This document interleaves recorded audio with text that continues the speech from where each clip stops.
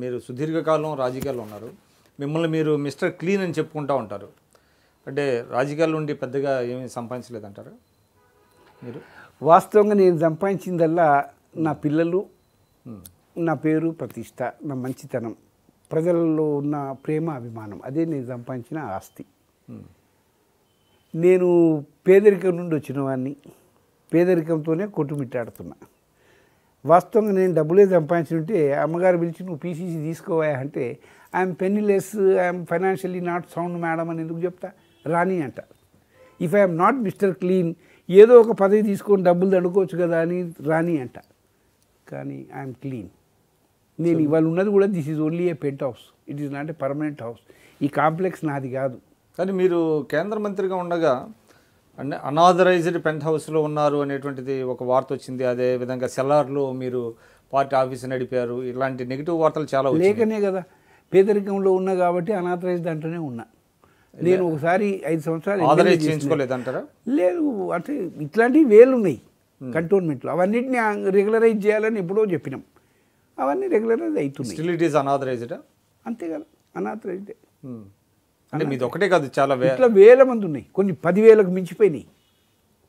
కంటోన్మెంట్లో ఒక పాలసీ కింద చేయాలి. అప్లై చేసినాక కూడా ఒక 60 రోజులలో if there is no reply from the cantonment authorities it amounts to have been regularised. అట్లా కూడా అనుకోవచ్చు. సో అది ఇంకా జరగట్లేదంటారా? కాదు. తర్వాత మీరు కేంద్ర మంత్రిగా ఉండగా మీరు ఏంటి ఆ వివాదం, ఒక ఛానల్ వాళ్ళు మీ మీద పనిగట్టుకొని ఏదో భూ కబ్జాదారుడు అని పెడితే, నేను ఒకటి వెంచినింటి కార్యకర్తను రామ్మోహన్ గౌడ్ అని, ఆయనకు ఎమ్మెల్యే టికెట్ ఇప్పిద్దాం అనుకున్నా. మంచోడే కదా అని పని చేసిన, బాగా డెవలప్ చేసిన ఆ ఏరియాలో. ఆయనను కూడా ఒక పెద్ద నాయకునిగా చిత్రీకరించిన. అప్పుడున్న సిట్టింగ్ ఎమ్మెల్యే సుధీర్ రెడ్డిని కాదని ఈయనకి ఇప్పిస్తా అని కూడా చెప్పింది. ఆయన కొన్ని ల్యాండ్ గ్రాబింగ్ యాక్టివిటీస్లో ఇన్వాల్వ్ అయినట్టున్నాడు. నా అనుచరుడే, నేను పెంచిన కదా బాగా. కాబట్టి ఆయన ఇన్వాల్వ్ అయినట్టున్నాడు కాబట్టి ఆయనది నాకు రుద్దిండ్రు. భూబకాసురుడు అని అవన్నీ. కానీ వాస్తవంగా అది కాదు. It is purely government land. నేను పోయినా అక్కడికి. అది ప్యూర్లీ గవర్నమెంట్ ల్యాండ్. ఒక సర్వే నెంబర్ చూపించి ఇంకో సర్వే నెంబర్లకు పోయినారు. కోర్టులు దండుకున్నారు. వాళ్ళని నిలదీస్తే ఈ విధంగా నా మీద ప్రచారం చేసారు. అంటే దీని వెనక ఎవరు ఉన్నారు అప్పుడు మీ మీద ప్రచారం? కదా, నా అపోనెంట్స్, నా రైవల్స్, వాళ్ళంతా కలిసి చేసింది. ఎవరు వాళ్ళు? నా మీద బురద జల్లిండ్రు అంతే. రాష్ట్ర నాయకుల, స్థానిక నాయకుల? కానీ అంటే ఇక ఇక్కడ లోకల్లో ఉంటారు. ఎంపీకి సెటిల్ అయిపోయిందంటే అది నా మీద ఏం లేదు. నా మీద కేసు లేదు. నన్ను ఎక్కడన్నా చూపించి ఈ 5 గజాల భూమి నీది, ఈ 10 గజాల భూమి నీది అని వాడు చూపించినోడు లేడు. ఖాళీ టీవీలలో మాత్రం చెప్పిండ్రు నేను భూబకాసుడు. అందుకే నేను ఆ టీవీ ఛానల్లోని నేను చెప్పినట్టు బిడ్డ నీ సంగతి చూస్తా, నీకు డిఫమేషన్ ఇస్తాను. మళ్ళీ వాడు వచ్చి క్షమాపణ చెప్పుకున్నాడు. ఎవడో ఎంప్లాయీ దాంట్లో పనిచేసేటోడు ఎవడైతే చిత్రీకరించి చూయించిండో, పైసలకు అమ్ముడు పోయి కూడా చేస్తారు. అందరూ మీలాగా మంచోళ్ళు ఉండరు కదా.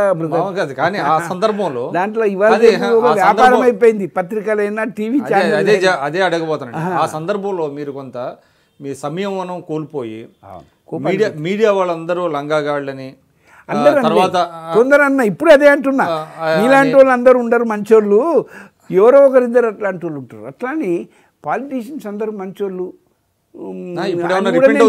అటువంటి కామెంట్స్ చేసినందుకు మీడియాని మీరు జనరలైజ్ చేసి, నేను జనరల్ మీడియాని అనలే, ఆ వ్యక్తిని మాత్రం అన్నా. అరే బిడ్డ నీ సంగతి చూస్తా. టీవీ ఛానల్ అందరిని ఎట్లంట, నేను రాజకీయాల్లో ఉండి ప్రింట్ మీడియాని, ఎలక్ట్రానిక్ మీడియాని మీ సంగతి తెలుస్తాను. లేదు, వాని సంగతి తెలుస్తా అన్న.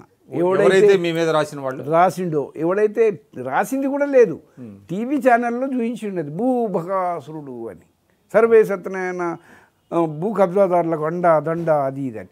అసలు ఆ భూమి కబ్జానే కాదు, అది గవర్నమెంట్ ల్యాండ్. దాన్ని ప్రోబ్ చేసి న్యాయం చేయాలి, ప్రభుత్వ పరంగా ప్రభుత్వానికి పోయేటట్లు, లేకపోతే పేదవాళ్ళకి చెందేటట్లు చేయాలి. అంతేగాని ఆ భూ బకాసురులకే వాళ్ళు సహాయం చేస్తున్నారు ఆ టీవీ ఛానల్ వాళ్ళు. కాబట్టి వాళ్ళు దొంగలే దాంతో సమానంగా. అంతేగాని మిగతా టీవీ ఛానల్ జనరలైజ్ ఎట్లా చేస్తాము? మనం రాజకీయాల్లో ఉన్నాము, ఈ టీవీ ఛానళ్ళలో చూపిస్తేనే అది భాగ్యం అనుకుంటాం కదా.